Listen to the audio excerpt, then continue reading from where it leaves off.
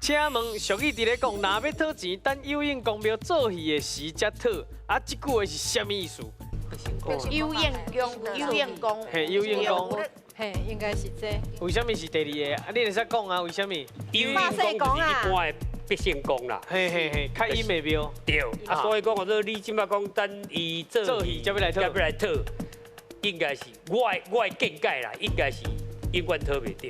哦，可能做戏啊。因为伊毋是正常的庙遐，伊毋是一般的庙，伊是阴庙，伊是阴庙。时间到咱啊！第几个？嘿，咱第几个？第二啊，第三。哎，时间到啊，一定来哦，紧哦。来哦，好来第二。啊，起落。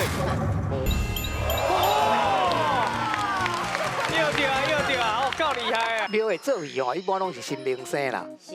啊，咱主要讲过哦，有应公哦，毋是新明啦，伊就是迄个死伫路边无人收尸的吼，无人拜，无人拜吼，咱讲好兄弟种的吼，捡去拜啦。嘿，所以咱家叫做有应公吼，迄是阴庙啦。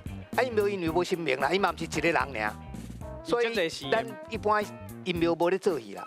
所以要等伊做戏哦，永远都等袂到。等袂到啦。嘿，所以你若要等迄个时阵，你讲讨钱哦，永远都讨。讨袂到就对啊。因为伊袂做戏啊。